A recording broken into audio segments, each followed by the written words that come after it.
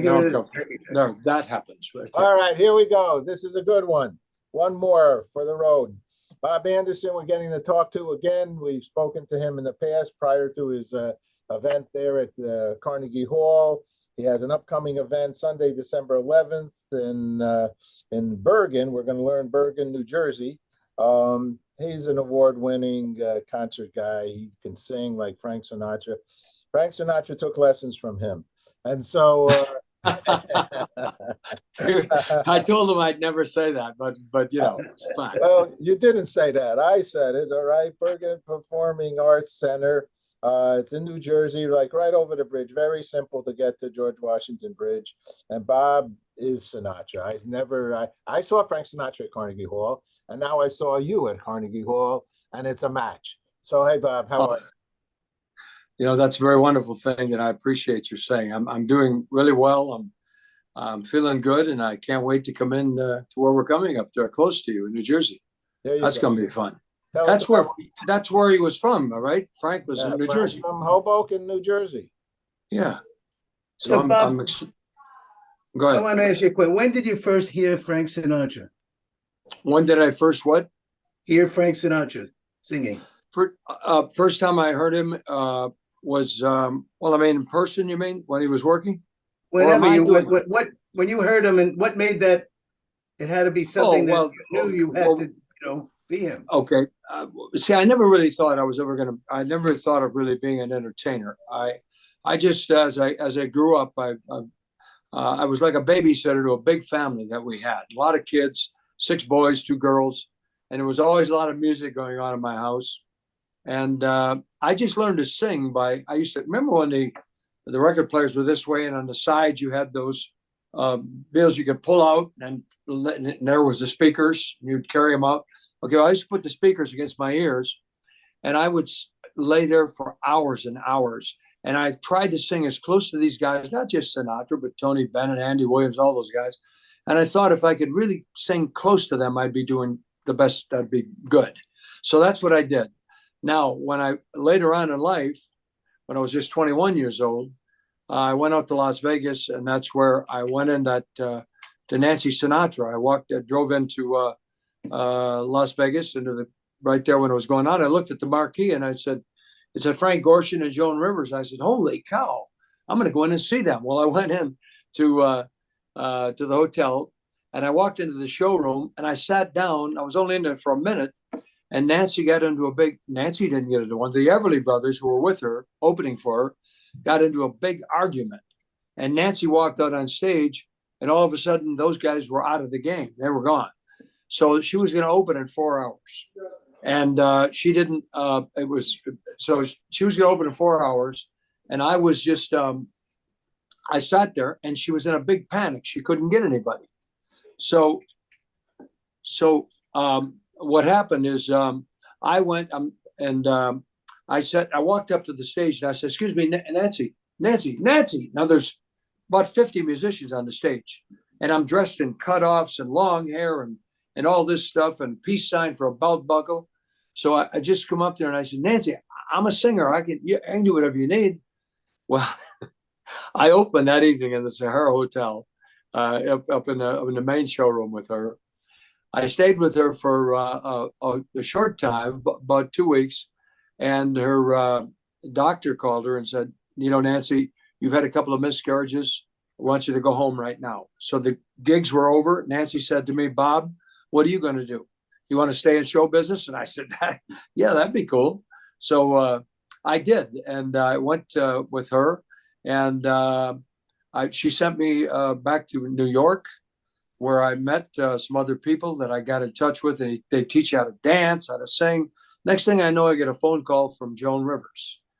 Nancy called Joan and said, call Bob Anderson and let him open for you in your place where you're just working out and stuff. So Joan called. I went out there into Los Angeles.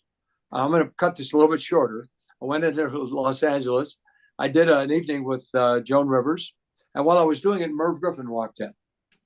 And Merv Griffin come up to me after I sang a couple of songs. He says, Bob, he says, I would love for you to come to my party on Sunday. He says, it's my 50th anniversary or wedding, or not wedding, his birthday, his 50th birthday. So I go there, and I don't know, the biggest stars in the world are there. When I walked into his home, I looked to the left. Here's Elizabeth Taylor sitting over here. The Beach Boys are here. Gregory Peck, Henry Fonda, they're all in Merv Griffin's house. And I felt like an idiot. So I walked a little bit into the room, and here comes this girl running at me. She jumps up on me, and it's Goldie Hawn. And she says, dance with me. So I said, of course I will. So I danced with her. And to make this story real short here, the next thing I know, I'm looking into Merv, he's playing the piano. And he calls me over. He says, Bob, come over and sing a song for us. So I go over there, and he plays Misty on the piano. And all of a sudden, out of nowhere, I've never done this in my life, I turned into Johnny Mathis. And I never practiced on doing that. So I went and, look at me, and I'm as helpless as, and I'm doing this. You can say that you're leading, and I do this. I do the song, and he turns to me and he says, you didn't tell me you could do impressions. I said, I didn't know I could. So next thing I do, he plays San Francisco, and I just turned right into Tony Bennett. And I did, my heart waits there in San Francisco. And I did that, and Robert Goulet is standing against the wall. And Goulet yells out, hey, kid, can you do me? So I go right on, and I go in there, if ever I would leave you. And this is what happened. Merv Griffin turned me into an impressionist, took me back to Caesar's Palace. 1 week later, I was on the show, and he introduced all those great stars. Like up in a young man that's about to come out here. I did it there. Mike Douglas saw me, Johnny Carson saw me, and I started doing all of those shows. And the thing about the impressionist thing, when he called me the singing impressionist, nobody was doing the great singers at that time. They were either doing political figures or actors and people like that. And I came out and did that thing with all those great stars, and it just happened to hit home. And here I am talking with you. There you go. So tell us what's going to happen on the 11th over there in Bergen. And do you have concerts after that? What's that? Say again? Other gigs that we should know about also, nationally or internationally. Yeah, we do. But the ones we're doing here here in New Jersey, I'm really excited about, because that's Sinatra's hometown, and the people that are coming in there, they want to, either they're going to say, oh, I got to see this guy, and meaning in two different ways. Either it's either he's going to make the Sinatra thing or he's not. So I'm really excited about seeing it. We've got some wonderful musicians that were brought in, coming in from Manhattan to do this with us again, many of them from Carnegie Hall. And I'm just really super excited about doing it. We have been, I've been touring and doing a lot of things around in that way. Songs, areas where, of course, everybody knew who Sinatra was. But if you can go to certain places where Sinatra really hit home and stuff, I mean, that's really the way to go. And that's really what we're trying to do right now. I'm going back to Palm Springs, and we're doing that in January as well. I just was here at the, Jim, what's his name? Can't think of his name. Real famous guy. They named the place after him. And I can't even, I'm doing so many things lately, I don't even know who it is, but I'll come to it in a minute. It's a theater in Boone area. It's a theater down in where you are located now. Yes, it is. And now I know the name of the doggone place, but I can't. It's not the Neil Simon. Oh my goodness! Ask me a few more things, and I'll write it down, and I'll give it back to you. Do you have a website? Do you have a website? Yes, we do. Yes, and you can go to bobanderson.com. And you want to go to bobanderson.com, you'll find me there, and there's all types of things on there that you can get to.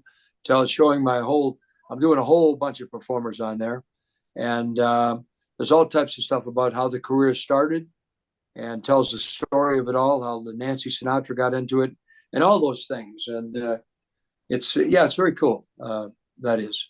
And the the future for Bob? What is it? You're going to keep going at it? You're going to keep singing? Yeah, absolutely. You know, I have a couple of things that I'm doing. You know, doing Frank Sinatra is not a real easy thing to do. I just got through the makeup, new makeup put on and everything, and the hair and the whole bit and stuff, and it's really cool. It's you know, it turned out really cool. Since I saw you guys, I lost about 25 pounds, and not that I was heavy at all, but I had a couple of the virus things that were going around there, and I lost some weight on that. But I feel great now. I'm all ready to go and everything. You know, Sinatra, like I said, he's a tough one to do because he's just really that good. And so when you do it, you know, you really want to be in that period, that era, or don't do it at all. But I was very blessed to be able to take on people like Sinatra and like Tony Bennett and Mel Torme and Jack Jones and Stephen Eady, all these type of people. And I've been doing it my whole career. And Merv turned me into that. Now, otherwise, you know what's bugging me a little bit today? Because I didn't give enough time as for myself to be the singer, you know, and get some things on the radio and stuff like that. I became an impressionist. And as a result of, I have an awful lot of songs that we're working on now to get put on different places that are going to play them. And we're working on it right now. I want to catch up to be singing as Bob Anderson. But I am going to continue the Frank Sinatra thing because I enjoy it.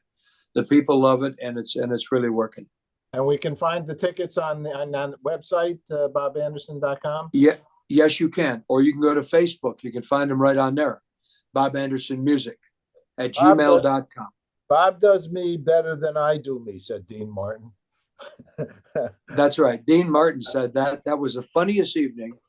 We were working for Steve Wynn, okay? And I come up, Frank Sinatra and Dean Martin, and they came in to the show with Johnny Mathis into the lounge. This was right after Sammy Davis Jr. passed away. And they well, we have a little bufferooey here. I'll read some things while it's unbuffering. Sammy Davis said, vocally, the most accurate impressionist I've ever heard, but he also has his own great sound. Here's what Merv Griffin said. Hello, Errol, my buddy, my co-host here, Errol Rappaport. What a great man he is. Bob gets some of the best reviews I have ever read. Astonishing. He is the best, said Merv Griffin. And then, let's go, here's another one. Another fine talent as there, this is it.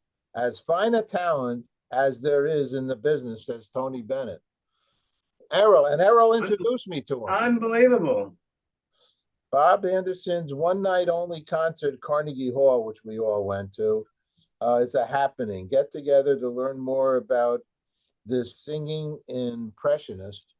And as they say, he's out of sight. What a voice, what a calm guy. Great show. Want to add, Errol, about him? I'm just curious what Frank Sinatra over his career had different styles. And there was a whole thing that happened when he was with Ava Gardner. And she was in Spain.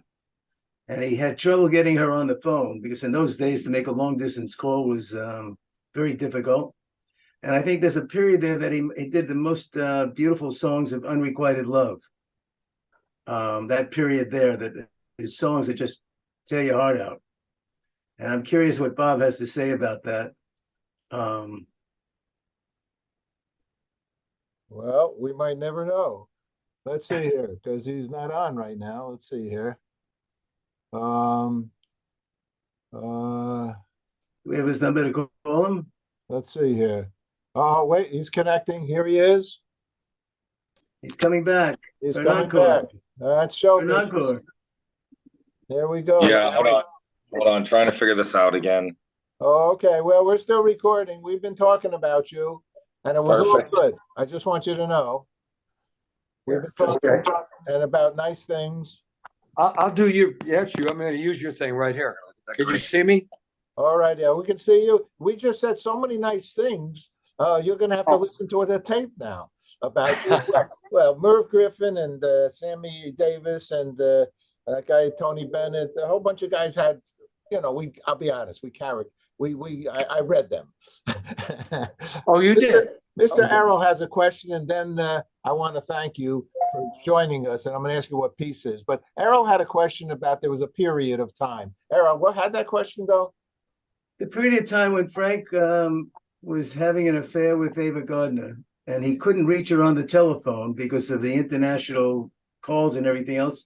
And she was in Spain, I think, and dancing all night with the bullfighters. And he wrote some of the music that he wrote that he sang at that time was such beautiful, unrequited love that just made you could feel his love and his pain. I'd like your opinion of Well, I wasn't really aware of the fact that you're saying he personally wrote those songs? I think he wrote or sang them, or He I was think there was a singing. period of that style of music that he was writing. Yeah. I'm not sure. He didn't write too many, but he may have written a few. But and what I'm thinking about that, I think his songs all through his whole career, the majority of them would have fallen into that category, like what you just explained, how he felt about. He wanted her more than anything.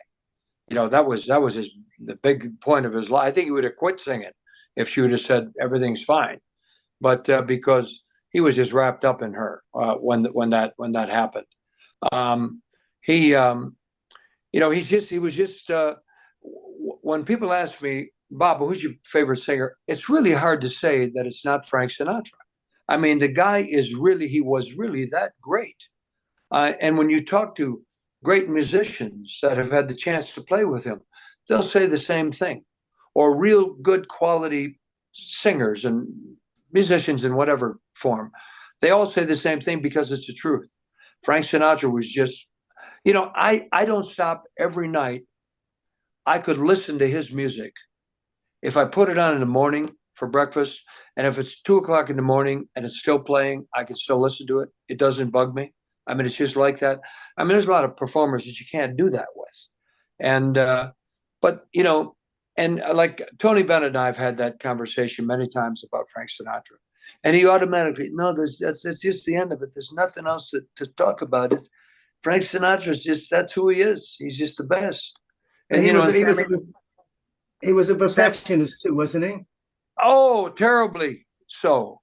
He was a perfectionist. But in his perfection, what he did was every time that he would, if you looked at him sometime when he's recording live, which I have, he stops things, and the people that are talking to him, of course, they're going to listen to what he says anyway, but they agree when they make the changes there, and you could, sure as heck, you could hear he's right. Again, he would do that, and he would say that things, and that's what Tony Bennett would tell me. Jack Jones would tell me that. All of those guys have told me so many times. Sammy Davis and I spoke about Frank Sinatra together 50 times. I mean, I used to sit with him and play cards and stuff and everything. And like I said, when they all came into my show one night after Sammy died, it was Dean Martin and Frank Sinatra and Sarah Vaughan and Johnny Mathis, and they all came to my show, and the room was so small there only sat 60 people. The stage had about this much area for me my butt was up against the piano, and the stage was only this high. So I'm singing, and I say, hey, I'm going to do some great singers for you today, if you don't mind. Now, I had never met those guys at this time, Dean and Sammy. So, or Dean and what's his face? Frank, Dean, they were there. So I say, I'm going to do some singing. So I go in and I do Sammy Davis Jr. And Dean Martin starts talking to me. He says, hey, he says, we're tired of that song. Don't sing that one. Sammy, do something else. So Dean's got his foot rested right on the stage there like that. So I'm Sammy, and I walked over to myself, and I kicked his foot off the stage. And and that's Dean Martin, the first time I ever met them all. And Sinatra laughed so hard. that I got through the whole thing. I went into Tony Bennett. I went in. Sinatra got up and said, "This kid's got a hell of an act." So that's how we first started. And I went out to dinner with him and the whole thing. And then that was it. And I got to know the family really well. And Frank Jr. was a great friend of mine. He used to come to so many of my shows. And they were just wonderful people. I did a show with Frank Sinatra myself at the Waldorf for Henry Kissinger. And Johnny Carson brought me on with it, and everybody was on there. It was wonderful. And I had a chance to do 3 different performances with Frank Sinatra, a senior. So it was just a great thrill for me. And to do him now and to hear the audience that they really, that they're buying it. They liked it. Am I standing here to say I'm the best performer in the world? No, I'm not saying that. I'm just saying that I got Frank Sinatra pretty good. And I would like you all to come and test it and see what I do. Because I really enjoy it. December 11th. I got to throw in my little 2 cents, and then I'm going to ask you what his piece means to you. Because I worked on 3 for Frank Sinatra shows in my 50 years. AFI salute to James Cagney, to Orson Welles, and then we opened up the Marriott Hotel in Times Square for salute to Benny Goodman, and Frank came out and sang. So I was in production, CBS television, then Channel 13. So I was very lucky, very honored, and I could listen to him 24/7 too. So sure. I got Isn't this that amazing? thing. So I have I want to ask you, what does peace mean to you? Do you have any thoughts in that regard? Because we're involved with the International Day of Peace. Okay. In what regard? I didn't get what you wanted. What is peace? What is peace for Bob Anderson? What is peace for you? Peace for me is to be at home and see my grandkids, my son, my daughter. And unfortunately for me, just 4 months ago, I lost my wife. Hi. Yeah, I lost her, and we went to high school together. Oh. And yeah, she had cancer, and I just lost her. So I'm just getting back to that now, going forward and things. And I know she wanted me to and everything, and that's what I'm doing. But for me, peace is just being around the family and now here we got Thanksgiving, and we got Christmas coming up, and I just love them all, and I still enjoy performing so much, and it's just I've been blessed. I've been very, very lucky to be in the entertainment business and to come along and meet all the wonderful stars that I have met, and it's just a thrill for me. And people ask me today, one thing I'll tell you real quick. When I'm doing impressions of things, it's not just Sinatra on another part of my show. When I do my own show, other than doing just Sinatra, I always do about 8 songs in the beginning as myself. Then I do about 10 other performances that I do in the show. Then I close as myself. And I always liked doing that so much because, there's so many of those wonderful artists that I think people say to me, why aren't you doing a lot of the performers of today? I don't want to do the performers of today. God bless them. Many of them are great, but you already have that. I am here because the entertainers that I'm doing, they're the ones that made this country the entertainment capital of the world. They are the ones that really did that.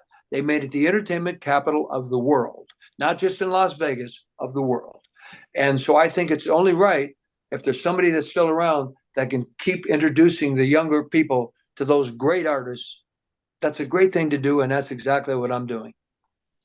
And we're here to support you. Thank you very much. Errol, last word out of you. God bless you guys, and I can't wait. I'll meet you there, and when we're coming towards your way. Can't wait. Can't wait to see you again. Bob, thank you. So I look forward to seeing you guys too. Thanks for having me. Take care. Thank you. Bye-bye. God bless. Bye.